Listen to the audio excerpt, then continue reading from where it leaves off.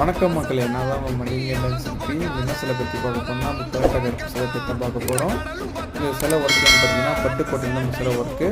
இப்போ friend phone போட்டு இந்த சிலை செய்ய சொல்லியிருந்தாப்புல. என்ன சிலைடா கேட்டதுக்கு இதுமாரி பேரட்ட கருப்பு சிலை செய்யணும்டா அப்படின்னு சொல்லியிருந்தாப்புல. எங்கடா கேட்டதுக்கு நம்ம கோயிலெல்லாம் செய்யணும் செஞ்சு கொடுறா அப்படின்னாப்புல.